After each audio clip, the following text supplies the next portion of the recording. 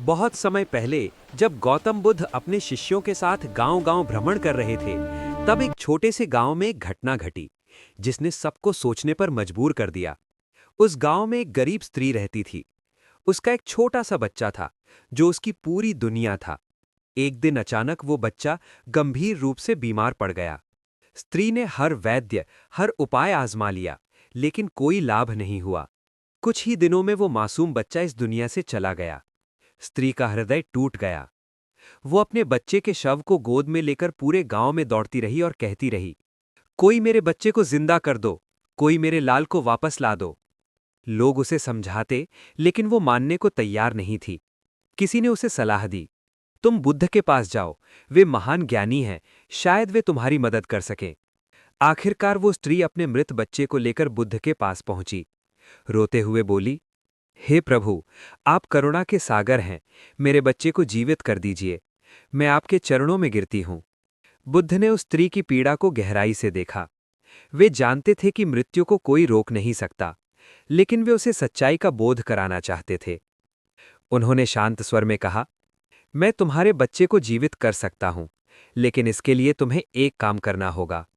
स्त्री की आंखों में आशा की किरण चमकी। मैं कुछ भी करूंगी प्रभु।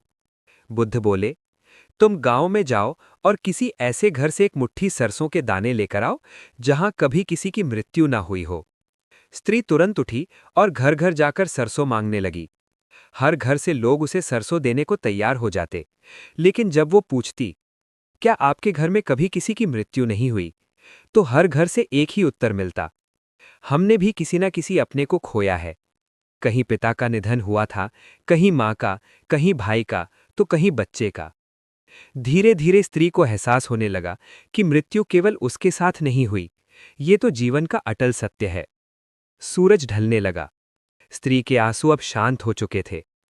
वो समझ चुकी थी कि उसका दुख अकेला नहीं है। वो बुद्ध के पास लौटी। उसके हाथ खाली थे और मन भी अब पहले जैसा व्याकुल नहीं था।